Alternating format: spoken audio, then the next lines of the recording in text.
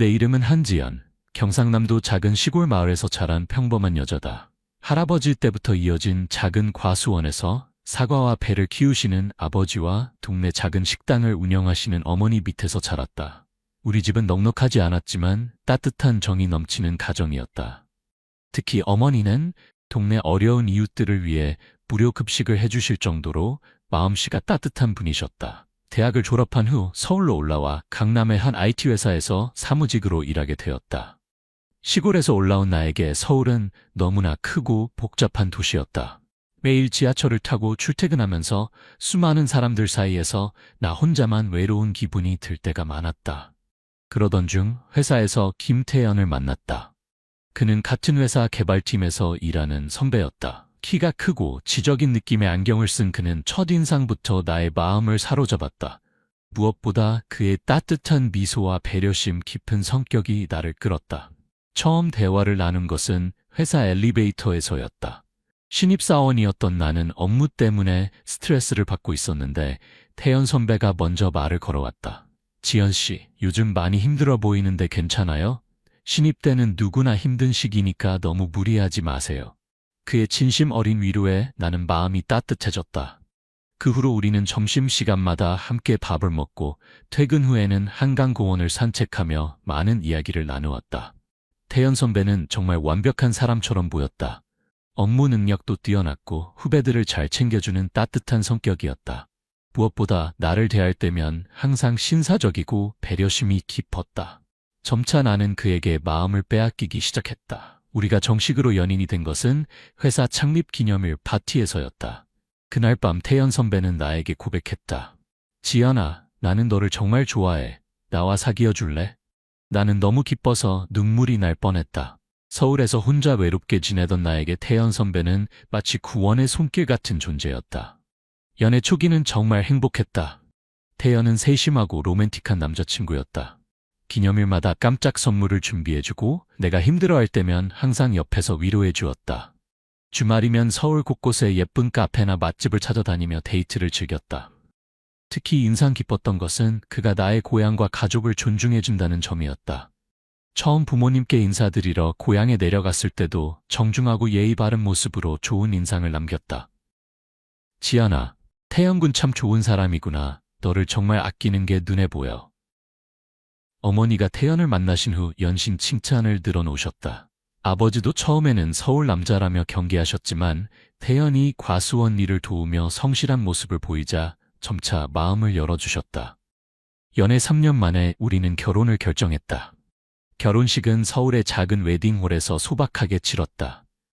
양가 친지들이 모여 축복해주는 가운데 나는 정말 행복한 신부였다. 태연의 가족들도 나를 따뜻하게 맞아주었고 나는 마침내 진정한 가족을 얻었다는 기쁨을 느꼈다. 신혼집은 서울 외곽의 작은 아파트였다. 비록 크지는 않았지만 우리가 함께 꾸민 따뜻한 보금자리였다. 태연은 집안일도 함께 도와주고 주말이면 함께 요리를 하며 즐거운 시간을 보냈다. 여보, 우리 아이가 생기면 어떨까? 생각만 해도 설레지 않아? 태연이 내 손을 잡으며 말했다. 그럼요. 빨리 예쁜 아기가 생겼으면 좋겠어요. 나도 아이에 대한 꿈으로 가득했다. 우리는 행복한 부부였고 곧 아이가 생길 것이라는 기대에 부풀어 있었다. 결혼한 지 1년 후 드디어 임신 소식을 알게 되었다. 산부인과에서 임신 확진을 받고 집에 돌아와 태연에게 말했을 때 그의 기쁨은 말로 표현할 수 없을 정도였다. 정말? 정말이야? 지연아, 고마워. 우리 드디어 부모가 되는구나. 태연은 나를 안아올리며 기뻐했다. 우리는 곧장 양가 부모님께 연락드렸고 모두들 첫 손자 손녀를 기다리며 기뻐하셨다. 특히 어머니는 전화기 너머로 기쁨의 눈물을 흘리셨다. 우리 지연이가 드디어 엄마가 되는구나. 정말 축하한다, 딸아. 임신 초기는 입덧이 심해서 힘들었지만 태연이 정성스럽게 돌봐줘서 잘 견딜 수 있었다. 그는 매일 아침 입덧으로 고생하는 나를 위해 소화가 잘 되는 음식을 준비해주고 병원에 갈 때마다 함께 따라와 주었다. 첫 번째 초음파 검사를 받으러 병원에 갔을 때 우리는 예상치 못한 소식을 들었다. 축하드립니다. 다태아인 것 같네요. 정확한 수는 다음 검사에서 확인해 보겠지만 지금 보기로는 최소 4명 이상은 되는 것 같습니다. 의사의 말에 나와 태연은 순간 말을 잃었다. 쌍둥이도 아니고 4명 이상이라니. 우리는 서로를 바라보며 놀란 표정을 지었다. 두 번째 정밀 초음파 검사에서 더욱 놀라운 사실이 밝혀졌다. 6태아입니다. 6명의 아기가 모두 건강하게 자라고 있어요. 하지만 다태아 임신은 고위험 임신이므로 각별한 주의가 필요합니다. 조산의 위험도 높고 산모와 태아 모두에게 위험할 수 있어요. 6명. 나는 6명의 아기를 임신한 것이었다. 의사는 계속해서 주의사항들을 설명했지만 머릿속이 하얘져서 제대로 들리지 않았다. 병원에서 나오는 길, 태연은 한동안 말이 없었다. 평소 활발하고 밝던 그가 심각한 표정으로 생각에 잠겨 있었다. 집에 도착해서도 그는 계속 생각에 잠겨 있었다. 여보, 무슨 생각을 그렇게 해요? 내가 조심스럽게 물었다. 지연아, 아이 6명을 어떻게 키우지? 내 월급으로는 도저히 감당이 안 될 것 같은데. 그때부터 태연의 태도가 조금씩 달라지기 시작했다. 예전처럼 다정하게 배를 쓰다듬어주는 일도 줄어들었고 아기 용품을 함께 보러 가자는 내 말에도 시큰둥한 반응을 보였다. 지금은 아직 이르지 않아? 좀 더 기다려보자. 나는 점점 불안해졌다. 태연의 변한 모습이 단순히 놀라서 그런 것이 아니라는 것을 본능적으로 느꼈기 때문이다. 임신 중기에 접어들면서 나의 몸은 급격히 변했다. 6명의 아기를 품고 있으니 당연했다. 배가 빨리 불러오고 체중도 급격히 늘었다. 하지만 태연은 점점 더 냉담해졌다. 지연아, 솔직히 말하자면 이 상황이 너무 부담스러워. 우리가 정말 6명을 다 키울 수 있을까? 무슨 말이에요? 힘들겠지만 우리가 함께하면 못할 일이 없잖아요. 현실을 봐, 지연아. 기저귀 값만 해도 한 달에 얼마나 들겠어? 분유값, 병원비, 옷값 생각해봐. 태연의 말에는 짜증과 불만이 섞여 있었다. 예전에 따뜻하고 배려심 깊던 그의 모습은 어디서도 찾아볼 수 없었다. 상황은 더욱 악화되었다. 태연은 회사 일이 바쁘다며 늦게 들어오기 시작했고 주말에도 친구들과의 약속을 핑계로 집에 있지 않는 날이 많아졌다. 나는 혼자서 병원에 다니며 정기검진을 받았다. 임신 7개월째 되던 어느 날 태연이 충격적인 말을 했다. 지연아, 우리 진지하게 얘기해보자. 6명을 다 키우는 건 현실적으로 불가능해. 의사와 상담해서 몇 명만. 뭐라고? 나는 믿을 수 없다는 표정으로 그를 바라봤다. 미안해. 하지만 우리 형편을 생각해봐. 내 월급으로 어떻게 6명을 키워? 우리 둘만 해도 빠듯한데. 그만해. 나는 소리터. 이 아이들은 우리 아이들이야. 생명이라고. 현실음아 지연아. 감정적으로만 접근할 문제가 아니야. 그날 밤 우리는 큰 싸움을 했다. 태연은 소파에서 잤고 나는 홀로 침실에서 배를 쓰다듬으며 울었다. 뱃속의 아기들에게 미안한 마음이 들었다. 상황은 계속 악화되었다. 태연은 집에 있는 시간이 점점 줄어들었고 있을 때도 나와 대화를 피했다. 임신으로 몸이 무거워진 나는 집안일을 제대로 할 수 없었지만 태연은 도와주지 않았다. 임신 8개월째 되던 날 태연이 마침내 폭탄 발언을 했다. 지연아, 미안해. 나는 이 상황을 더 이상 견딜 수 없겠어. 이혼해줘. 뭐라고? 지금 무슨 소리를 하는 거야? 다른 사람이 생겼어. 회사 후배인데 정말 미안해. 하지만 이게 우리 모두를 위한 일인 것 같아. 나는 하늘이 무너지는 기분이었다. 임신 8개월에 6명의 아기를 혼자 키우라고? 게다가 다른 여자까지? 태연아, 제발 아이들을 생각해서라도 우리가 이렇게 끝날 수는 없어.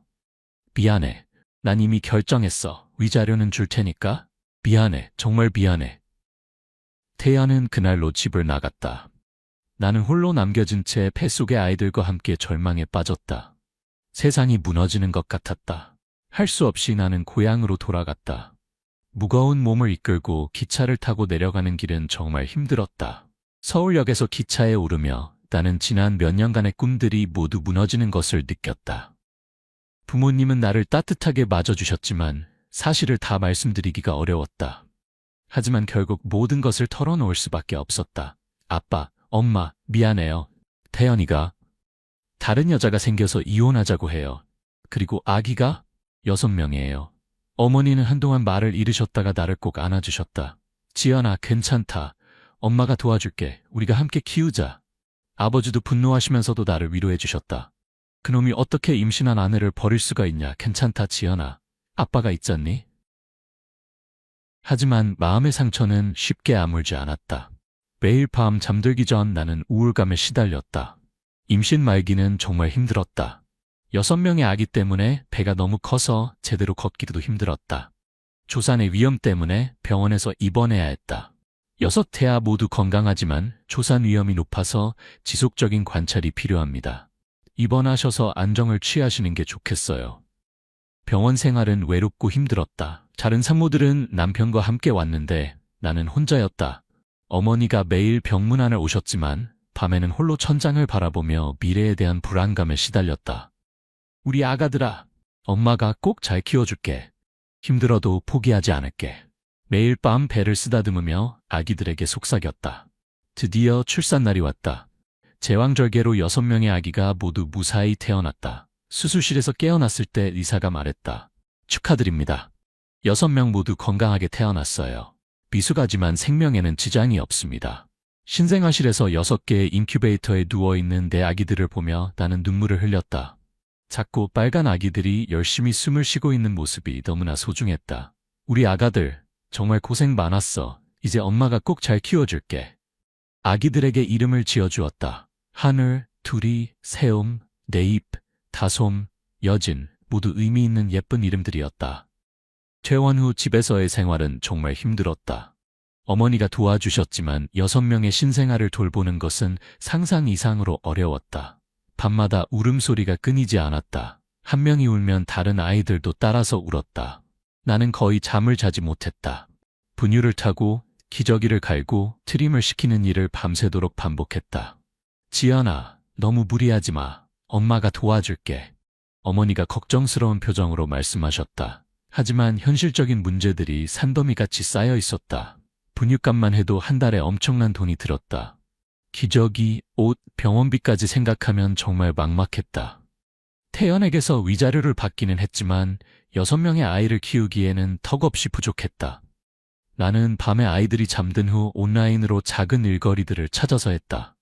생활비를 벌기 위해 나는 육아 블로그를 시작했다. SNS에 6 쌍둥이를 키우는 일상을 올리기 시작했다. 처음에는 반응이 별로 없었지만 점차 사람들이 관심을 가져주기 시작했다. 정말 대단하세요. 어떻게 혼자서 6명을? 힘내세요. 아이들이 정말 예뻐요. 응원할게요. 따뜻한 댓글들이 나에게 큰 힘이 되었다. 나는 육아용품 리뷰도 하고 육아 팁도 공유하면서 조금씩 수입을 만들어갔다. 특히 6 쌍둥이의 일상이 화제가 되면서 팔로워가 급속히 늘어났다. 기업들에서 협찬 제안도 들어오기 시작했다. 아이들이 생후 6개월이 되었을 때 한 방송국에서 연락이 왔다. 안녕하세요. KBS 휴먼 다큐멘터리 팀입니다. 6 쌍둥이를 혼자 키우시는 이야기를 다큐멘터리로 제작하고 싶은데 출연해 주실 수 있을까요? 처음에는 망설였다. 우리의 사생활이 공개되는 것이 부담스러웠기 때문이다. 하지만 비슷한 처지의 한부모 가정들에게 용기를 줄 수 있다면 좋겠다는 생각에 출연을 결정했다. 촬영은 생각보다 힘들었다. 아이들을 돌보면서 동시에 인터뷰를 하는 것은 쉽지 않았다. 하지만 제작진들이 아이들을 정말 예뻐해주고 도와줘서 무사히 마칠 수 있었다. 방송이 나간 후 반응은 폭발적이었다. 전국에서 응원의 메시지와 후원품들이 쏟아졌다. 기저귀, 분유, 아기 옷 등 정말 필요한 것들을 보내주시는 분들이 많았다. 무엇보다 많은 사람들이 나의 이야기에 감동받고 용기를 얻었다고 말해주었다. 그것이 가장 큰 보람이었다. 아이들이 돌이 되었을 때 나는 특별한 사람을 만났다. 박준수라는 남자였다. 그는 동네 소아과 병원에서 일하는 간호사였다. 처음 만난 것은 한우리가 감기에 걸려서 병원에 갔을 때였다. 6명의 아이를 혼자 데리고 가는 것은 정말 힘든 일이었는데 준수가 도와주었다. 혼자 오시기 힘드셨을 텐데 제가 도와드릴게요. 그의 따뜻한 미소와 자연스러운 도움이 고마웠다. 그 후로도 아이들이 아플 때마다 준수는 항상 친절하게 도와주었다. 그는 아이들을 정말 좋아했고 아이들도 준수를 보면 환하게 웃었다. 하지만 나는 조심스러웠다. 한번 크게 상처받은 후라 다시 누군가를 믿기가 쉽지 않았다. 특히 6명의 아이가 있는 나를 정말로 받아들일 수 있을지 의문이었다. 준수는 그런 나의 마음을 이해하는 듯했다. 그는 절대 서두르지 않았고 천천히 신뢰를 쌓아갔다. 지한 씨, 저는 아이들이 정말 좋아요. 6명이든 10명이든 상관없어요. 중요한 건 지연 씨와 아이들이 행복한 거예요. 어느 날 준수가 조심스럽게 말했다. 혹시 괜찮으시다면 가끔 아이들과 함께 놀러 가도 될까요? 제가 도움이 될 수 있다면 기꺼이 돕고 싶어요. 준수는 정말로 우리 가족을 위해 많은 것을 해주었다. 주말마다 아이들과 함께 공원에 가서 놀아주고 아이들이 아플 때는 밤늦게까지 간병을 도와주었다. 특히 인상 깊었던 것은 그가 아이들 각각의 성격을 파악하고 그에 맞게 대해준다는 점이었다. 한우리는 조용한 성격이어서 책을 읽어주고 둘이는 활발해서 함께 뛰어놀아주었다. 아이들도 점점 준수를 좋아하게 되었다. 처음에는 간호사 삼촌이라고 부르더니 나중에는 그냥 준수 삼촌이라고 부르며 따랐다. 나도 점차 준수에게 마음을 열기 시작했다. 그는 정말 진심으로 우리를 아끼고 있다는 것을 느낄 수 있었다. 아이들이 3살이 되었을 때 준수가 나에게 정식으로 고백했다. 지연 씨, 저는 정말로 당신을 사랑해요. 그리고 아이들도 제 아이처럼 사랑해요. 저와 결혼해 주세요. 나는 한참 동안 말을 할 수 없었다. 마음 한편으로는 준수를 사랑하고 있었지만 또 다른 한편으로는 두려웠다. 준수 씨, 저는 아이들이 6명이나 되는데 정말 괜찮을까요? 그래서 더 좋아요. 저는 큰 가족을 꿈꿔왔거든요. 지연 씨와 아이들이 있으면 매일이 즐거워요. 혼자 있을 때보다 훨씬 행복해요. 준수의 진심 어린 고백에 나는 마침내 마음을 열었다. 하지만 저는 한 번 실패했어요. 만약 또다시 그런 일은 없을 거예요. 저는 당신과 아이들을 절대 포기하지 않을 거니까요. 우리는 아이들이 4살이 되던 해에 조용한 결혼식을 올렸다. 화려한 결혼식보다는 의미 있는 결혼식을 원했다. 6명의 아이들이 우리의 증인이었다. 아이들은 하얀 드레스와 턱시도를 입고 우리 옆에 서 있었다. 한우리가 반지를 들고 둘이가 꽃을 뿌리는 역할을 했다. 세움, 대입, 다솜, 여진이도 각자의 역할을 맡아서 우리의 결혼식을 더욱 특별하게 만들어주었다. 지연 씨, 이제 우리는 정말 한 가족이에요. 준수가 내 손을 잡으며 말했다. 네, 고마워요. 정말 고마워요. 나는 행복의 눈물을 흘렸다. 결혼 후 우리는 더 큰 집으로 이사했다. 아이들이 뛰어놀 수 있는 마당이 있는 주택이었다. 준수는 정말 좋은 아버지가 되었다. 매일 아침 아이들을 깨우고 아침 밥을 먹여주고 유치원에 데려다 주었다. 우리의 일상은 시끄럽고 바빴지만 행복했다. 6명의 아이들은 각자 다른 성격을 가지고 있었다. 한우리는 조용하고 책을 좋아하는 아이였다. 둘이는 활발하고 운동을 좋아했다. 세우미는 그림 그리기를 좋아하고 네이피는 노래 부르기를 좋아했다. 다솜이는 요리에 관심이 많고 여진이는 춤추기를 좋아했다. 준수는 각 아이의 특성을 파악하고 그에 맞는 관심과 사랑을 보여주었다. 주말이면 한우리와 함께 도서관에 가고 투리와는 축구를 했다. 세음이와는 미술관에 가고 네이피와는 노래방에 갔다. 우리 아빠 최고야! 아이들은 준수를 자랑스러워했다. 나는 이런 모습을 보며 정말 다행이라는 생각이 들었다. 아이들이 진정한 아버지의 사랑을 받고 있다는 것이 너무 감사했다. 평화로운 일상이 계속되던 어느 날 예상치 못한 일이 일어났다. 태연이 다시 나타난 것이다. 아이들과 함께 마트에서 장을 보던 중이었다. 갑자기 누군가 내 이름을 부르는 소리가 들렸다. 지연아, 정말 지연이 맞지? 돌아보니 태연이 서 있었다. 몇 년 만에 보는 그의 모습은 많이 변해 있었다. 머리에는 흰머리가 섞여 있었고 얼굴도 많이 초라해 보였다. 이게 누구야? 태연 씨네요. 나는 담담하게 말했다. 지연아, 정말 미안해. 나 정말 후회하고 있어. 이 아이들이 우리 아이들이지? 아이들은 낯선 아저씨를 보며 내 뒤로 숨었다. 이제 와서 무슨 말씀이세요? 아이들에게는 이미 좋은 아버지가 있어요. 태연은 며칠 동안 계속 연락을 시도했다. 문자 메시지를 보내고 집 앞에서 기다리기도 했다. 하지만 나는 단호했다. 아이들을 보고 싶어. 한 번만, 제발. 안 됩니다. 아이들에게 당신은 아무것도 아니에요. 혼란만 줄 뿐이에요. 준수도 이 상황을 알고 있었지만 나를 믿고 지지해 주었다. 당신이 결정하는 대로 하세요. 나는 당신과 아이들 편이에요. 그 사람이 어떤 말을 해도 흔들리지 마세요. 결국 태연은 포기하고 더 이상 나타나지 않았다. 나는 이 일을 통해 내가 얼마나 강해졌는지 깨달았다. 아이들이 초등학생이 되면서 나는 새로운 꿈을 키우기 시작했다.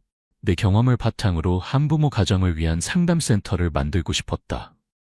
여보, 정말 좋은 아이디어인 것 같아요. 당신 같은 사람이 도와준다면 많은 사람들이 용기를 얻을 거예요. 준수가 내 꿈을 지지해 주었다. 나는 먼저 사회복지사 자격증을 취득했다. 야간 대학원에 다니면서 공부하는 것은 쉽지 않았지만 준수와 부모님의 도움으로 해낼 수 있었다. 그리고 드디어 작은 상담센터를 열게 되었다. 희망의 집이라는 이름의 한부모 가정 지원센터였다. 상담센터를 운영하면서 나는 정말 많은 사람들을 만났다. 나와 비슷한 경험을 한 여성들, 경제적 어려움에 처한 가정들, 아이 양육 때문에 고민하는 부모들. 선생님, 어떻게 그 힘든 시기를 견뎌내셨어요? 포기하고 싶을 때는 없으셨어요? 상담을 받으러 오는 사람들의 질문에 나는 진심으로 답했다. 저도 수없이 포기하고 싶었어요. 하지만 아이들을 보면서 힘을 냈어요. 그리고 혼자가 아니라는 것을 깨달았죠. 주변에는 도와주려는 사람들이 많이 있어요. 많은 사람들이 내 이야기를 듣고 용기를 얻었다고 말했다. 그것이 나에게는 가장 큰 보람이었다. 6명의 아이들은 각자의 꿈을 키우며 건강하게 자라고 있었다. 한우리는 의사가 되고 싶어 했다. 엄마, 나도 아픈 사람들을 치료해주고 싶어. 둘이는 축구선수의 꿈을 키웠다. 엄마, 나는 월드컵에 나가서 골을 넣을 거야. 세우미는 화가가 되고 싶어 했고, 네이피는 가수의 꿈을 가졌다. 다솜이는 요리사, 여진이는 무용수가 되고 싶어 했다. 준수와 나는 아이들의 모든 꿈을 응원했다. 우리 아이들 무엇을 하든 최선을 다하면 돼. 아빠와 엄마가 항상 응원할게. 이제 우리 가족은 정말 완전했다. 6명의 건강한 아이들, 사랑하는 남편, 그리고 언제나 우리를 지지해 주시는 부모님. 매일 저녁 온 가족이 함께 식사를 하며 하루 있었던 일들을 나눈다. 아이들은 학교에서 있었던 재미있는 일들을 이야기하고 준수는 병원에서 만난 환자들 이야기를 들려준다. 엄마, 오늘 선생님이 우리 가족 이야기를 발표하라고 했는데 친구들이 모두 부러워했어. 다솜이가 신나게 말했다. 정말? 우리 가족이 그렇게 자랑스럽구나? 나는 아이를 안아주며 말했다. 가끔 힘든 시절을 떠올릴 때가 있다. 태연에게 버림받았던 그 절망적인 순간들, 혼자서 6명의 아기를 돌보며 잠 못 이루던 밤들. 하지만 그 시간들이 있었기에 지금의 행복이 더욱 소중하게 느껴진다. 그리고 준수 같은 진정한 사랑을 만날 수 있었다. 진정한 사랑은 조건이 없다는 것을 배웠다. 준수는 나에게 6명의 아이가 있다고 해서 주저하지 않았다. 오히려 그것을 축복이라고 여겼다. 여보, 나는 당신과 아이들을 만나서 정말 행복해요. 이보다 더 완벽한 가족은 없을 상담센터가 성공적으로 운영되면서 나는 책도 출간하게 되었다. 6개의 기적, 한부모 엄마의 희망 일기. 책은 많은 사람들에게 사랑받았다. 특히 비슷한 처지의 엄마들에게 큰 힘이 되었다고 한다. 전국 각지에서 강연 요청이 들어왔다. 대학교, 복지관, 여성단체에서 내 이야기를 듣고 싶어 하는 사람들이 많았다. 제가 전하고 싶은 메시지는 간단해요. 절대 포기하지 마세요. 사랑은 모든 것을 이겨낼 수 있어요.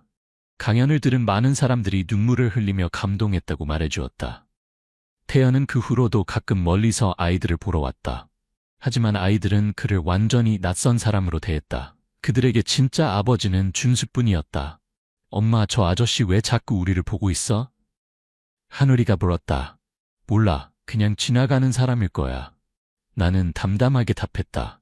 더 이상 태연에 대한 원망이나 분노는 없었다. 오히려 고마운 마음이 들었다.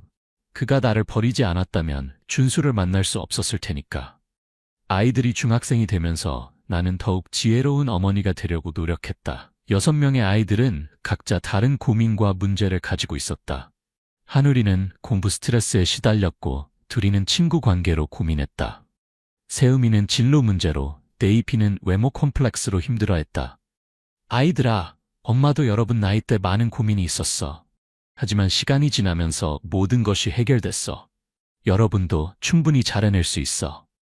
나는 가까이와 1대1로 시간을 보내며 그들의 이야기를 들어주었다. 준수도 아버지로서 아이들에게 많은 조언을 해주었다. 내가 운영하는 상담센터는 지역사회에서 높은 평가를 받았다. 시청에서 표창장을 주었고 여성가족부에서 우수복지시설로 선정되기도 했다. 하지만 무엇보다 보람을 느끼는 것은 도움을 받은 사람들이 다시 찾아와서 고마움을 표현할 때였다. 선생님 덕분에 저희 가족이 다시 일어설 수 있었어요. 정말 감사해요. 선생님의 이야기를 듣고 용기를 얻어서 새로운 시작을 할 수 있었어요. 이런 말들을 들을 때마다 나는 내가 하는 일의 가치를 느꼈다. 지금 우리는 서울 근교의 넓은 집에서 살고 있다. 마당에는 준수가 직접 만든 놀이터가 있고 아이들이 키우는 강아지 2마리가 뛰어다닌다. 매일 저녁 온 가족이 함께 식사를 하며 하루를 마무리한다. 6명의 아이들이 각자의 하루를 이야기하고 우리는 그들의 이야기에 귀 기울인다. 오늘 학교에서 친구가 우리 엄마가 유명한 사람이라고 했어. 정말? 엄마가 그렇게 유명해? 응. 책도 쓰고 TV에도 나왔잖아. 아이들이 나를 자랑스러워하는 모습을 보면 가슴이 뿌듯하다. 준수와 나는 아이들이 모두 성인이 된 후에도 함께 늙어갈 계획을 세우고 있다. 상담센터를 더 확장하여 더 많은 사람들을 도울 예정이다. 여보, 우리가 할머니, 할아버지가 되면 어떨까? 준수가 웃으며 말한다. 상상만 해도 행복해요. 우리 손자, 손녀들과 함께하는 모습 말이에요. 우리는 서로의 손을 잡고 미래를 그려본다. 6명의 아이들이 각자의 가정을 꾸리고 우리에게 많은 손자, 손녀를 안겨줄 그날을 기대하며 이 이야기를 읽는 모든 분들에게 마지막으로 전하고 싶은 말이 있다. 인생에서 가장 어두운 순간이 와도 절대 포기하지 마라. 내가 그랬듯이 당신도 반드시 이겨낼 수 있다. 사랑하는 사람을 위해 견딜 수 있다면 반드시 더 좋은 일들이 기다리고 있다. 진정한 사랑은 조건이 없고 진정한 가족은 혈연을 뛰어넘는다. 나에게 6명의 아이는 기적이었다. 그리고 준수는 또 다른 기적이었다. 당신의 인생에도 반드시 기적이 일어날 것이다. 희망을 잃지 마라. 사랑을 잃지 마라. 그리고 무엇보다 자신을 믿어라. 6개의 기적이 내게 가르쳐준 것은 이것이다. 사랑하는 마음이 있다면 어떤 어려움도 이겨낼 수 있다는 것을. 당신도 할 수 있다. 당신도 행복할 자격이 있다. 당신도 사랑받을 자격이 있다. 내 이야기가 당신에게 작은 용기라도 될 수 있다면 그것으로 충분하다.